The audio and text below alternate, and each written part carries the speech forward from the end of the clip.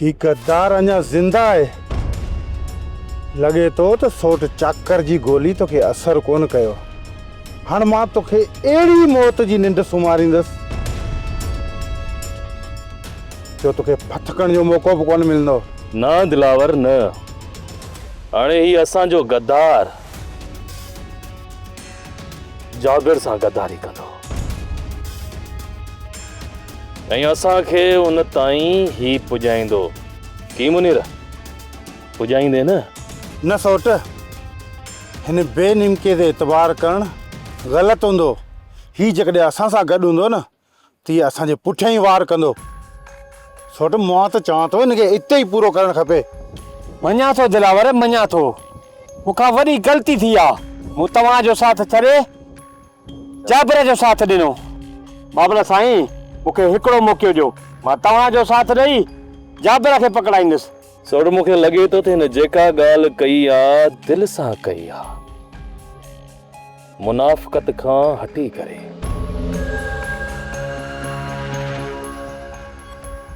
हफ़ीज़, वठी हलो हिनखे। जिथे बि तव्हांखे लॻे त हीअ असां सां गद्दारी पियो करे न, उते ई पूरो कजोसि। तव्हां फिक्र न कयो बाबल साईं, हिन ते मुंहिंजी नज़र आहे। जेॾी महिल बि हेरा फेरी कई न, कंदो मांसि उते ई पूरो।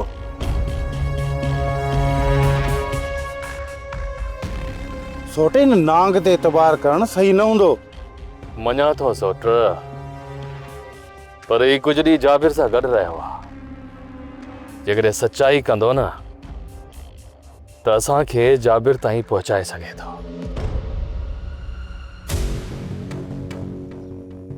सोट, कोर्ट जे सभिनी नामराइनि खे चई छॾियो हू जाबिर जे दोस्तनि खे अहिड़ो सोड़ो कनि जीअं इहो कमीनो ॻोठ तरफ़ रुख करे न त हू हुनखे हुते अचण खां रोकिन। सोट पोइ कुतनि जे बंदोबस्त लाइ हुननि खे चई छॾी आहे। हा सोट, धण अमराइन सां गॾु कुता बि हूंदा। जिते जिते हिन जाबिर जे पनाह जो अंदेशो हूंदो न, उते हर जॻह ते असांजा माण्हू मौजूदु हूंदा। तमामु बहितर। ॿिन्ही भाइरनि खे उते ई सोड़ो कयो। ॿिन्ही खे भॼण जी वाट न मिले, इन ई जबलनि में बुख ऐं ओञ ते मरी वञनि। ऐं हा सोट, इन सूबेदार कुर्बान खे बि होशियार करे छॾियो। हा, इहा ॻाल्हि त मूंखां विसरी वई सोट। आख़िर इहो तर जो हिसे छो कॾहिं कमु ईंदो।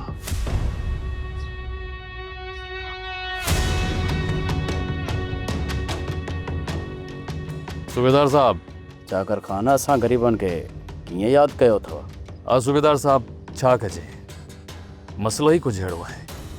हुकुम कयो चाकर खान, असां त वेठा ई अवाम जी ख़िदमत जे लाइ आहियूं।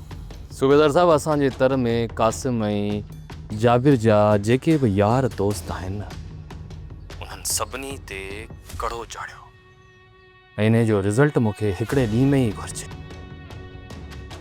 ठीकु आहे चाकर खान, मां हाणे ई इन कम सां लॻां थो।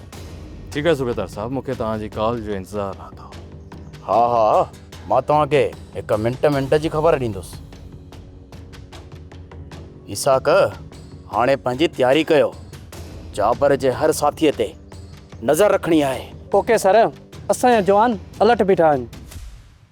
सब्सक्राइब कयो असांजो official YouTube channel Sindh TV HD drama ऐं वधीक अपडेट लाइ बेल आइकन खे क्लिक करियो।